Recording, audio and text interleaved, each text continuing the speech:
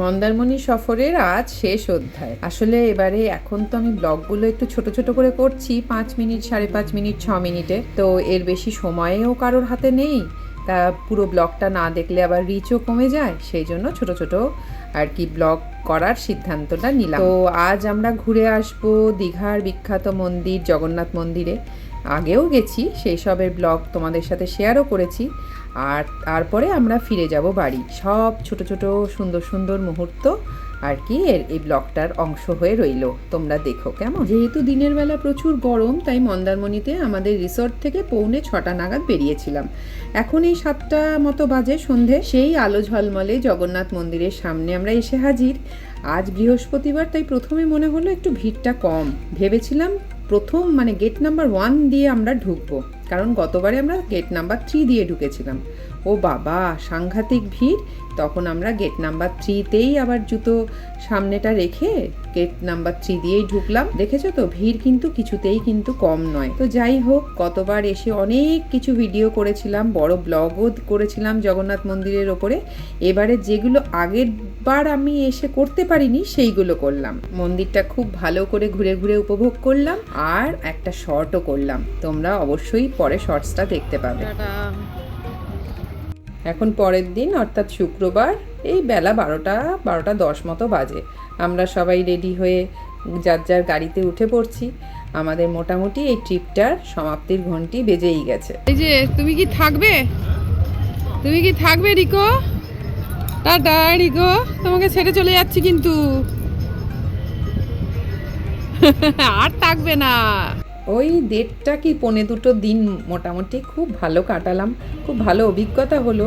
আমার রিকো সোনা খুব আনন্দ পেল, যেটা আমাদের কাছে এবারে সবচেয়ে মুখ্য বিষয় ওইটাই ছিল, রিকোকে আনন্দ দেওয়া। গেল রিকো? রিকো কই? এই যে রিকো, তুমি কিছু খাবে নাকি? তুমি ব্রেকফাস্ট করবে? ওই যে চলে যাচ্ছে, ও এক্সপ্লোর করছে ঘুরে ঘুরে ঘুরে। ওই দেখো, ওকে থ্রেট করছে। তো সাহস তো কম না। রিকোর বিহেভিয়ারে যে বিষয়টা দেখলাম, কোনো অন্য ব্রিডের কোনো ডগিকে দেখলেই ও এরকম করে থ্রেট করছে। কেন বুঝতে পারলাম না ব্যাপারটা। হয়তো একটু বড় হলে, ওর তো এখনো 1 বছর হয়নি, বড় হলে হয়তো ধীরে ধীরে ঠিক হয়ে যাবে। বাবা চলে গেছে, ও বেরোবে, বুঝেছিস তো। এখানে এসে আর আমাকে চিনতে পারছে না, ঘরের মধ্যে আমাকে পাত্তা দেয়, এখানে আর পাত্তা দিচ্ছে না আমাকে। এখানে বাবা কি ইন্টেলিজেন্ট, সব বোঝে। আজকে সকালবেলা বাবিকে ফোন করেছিলাম, ওর তো অফিসের ছুটি পাইনি বলে বাড়িতেই আছে। অফিস বেরোনোর টাইমটায় ফোন করলাম, বলল সাংঘাতিক বৃষ্টি হচ্ছে নাকি কলকাতায়। এখানেও দেখো আকাশের মুখ ভার, কিন্তু ওয়েদারটা এত ভালো ছিল, লং ড্রাইভে খুব ভালো লাগছিল। তা আমরা এরকম রাস্তায়, এখন না মন্দারমণি দীঘার ওইদিকে রাস্তাটা কিন্তু খুব সুন্দর করে দিয়েছে। আমরা ধীরে ধীরে ঠিকই করেছিলাম যে আমরা নানা রকম বিচকে এক্সপ্লোর করতে করতেই যাব, কারণ শঙ্করপুর, তাজপুর এগুলো আমরা কিন্তু খুব একটা যাইনি কেউ। তো এই জন্য ওগুলো দেখো, অবস্থা দেখো আমার রানাদির আর আমার ছোটো যা পিঙ্কির। আমরা একটা রিলস শর্ট করব বলে, শ্যুট করব বলে, সেই জন্য আমরা প্র্যাকটিস করছি। ধীরে ধীরে আমি দেবো এডিট করার পর। তো তারপরেই এই দেখো কি সুন্দর পেয়ারা মাখা। দেখো, রাস্তায় বেরোলে, বাইরে বেরোলে আমরা না ওই হাইজিন করতে শুরু করলে না আসল আনন্দটাই নেওয়া হয় না। আমি মনে করি মনটাকে খুশি করলে না সব কিছুই প্রতিবন্ধকতা শরীরের তৈরিই হয়ে যায়, ইমিউনিটি যেন কোথাও থেকে একটা তৈরি হয়ে যায়। তো যাই হোক, আমরা এই পেয়ারা মাখাটা এখন আর হাইজিনের কথা না ভেবে খুব সুন্দর করে পেয়ারা মাখাটা মাখাচ্ছিলাম। এবং মাখানোর পর সত্যি খেয়ে আমার খুব একটা খাওয়ার ইচ্ছা ছিল না, কারণ খিদে ছিল না, এত হেভি ব্রেকফাস্ট করে এসেছিলাম। কিন্তু ওই যে সবার সাথে বেরোলে হয় না দলে পড়ে খাওয়া, ওটার একটা আনন্দ ব্যাপার আছে কিন্তু সত্যি। সবাই মিলে দু টুকরো করে খেতে একটা বিরাট আনন্দ। তো রাঙাদি কিনছিল, আমরা সব ভিডিও করছিলাম। তো যাই হোক, খুব ভালো করে মেখেছিল জানো তো, খুব সুন্দর লাগছিল খেতে। অবশ্য দেখবে তুমি এই পেয়ারা মাখা বাড়িতে, মানে এত রকম আমরা স্ট্রেসে থাকি না, তখন এই বাড়িতে সুন্দর করে পেয়ারা মাখলেও না এই স্বাদটা কিন্তু মিসিং হয়, যতই তুমি কাসুন্দি দাও আর যাই দাও না কেন। যাই হোক, খুব ভালো মতো আর কি আমরা খুব এনজয় করছিলাম। এরপরে আম মাখাও খেয়েছিলাম, সেটা অবশ্য ভিডিও করা হয়নি। তারপরে কুলফি খেয়েছিলাম, কাজু কুলফি, সেটারও ভিডিও করা হয়নি। তো যাই হোক, আমাদের ট্রিপটা ছোটোর মধ্যে খুব সুন্দর কাটলো। সর্বোপরি রিকোকে খুশি দিতে পেরে, আনন্দ দিতে পেরে আমাদের সবার খুব ভালো লাগছে।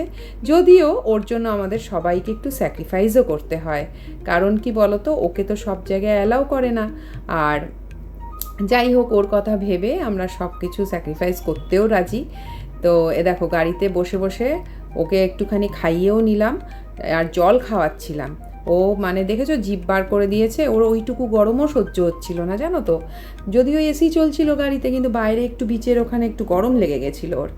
এবার এসে পড়লাম আমরা কোথায় বলো তো, দীঘা মন্দারমণির ওই দিকে যাব, আর ফেরার সময় শেরে পাঞ্জাবে খাবো না সেটা কি কখনো হয়? যদিও অনেক সময় ভিড় এত বেশি থাকে, এত ওভারক্রাউডেড থাকে যে তখন আর ইচ্ছা করে না ওই লাইন দিয়ে ওইভাবে খেতে।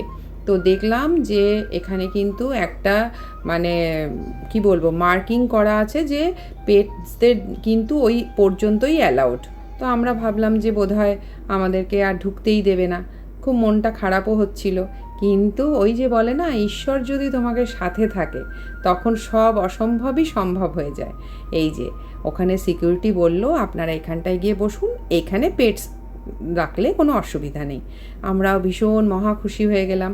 যদিও রাঙাদি, বুলুদা, ছোদ্দা, পিঙ্কি মানে ওরা একটু, দেখো আমরা সবারই গরম লাগছিল, তো একটু এসির ভেতরে বসতে পারলে ওদের সবারই একটু ভালো লাগতো।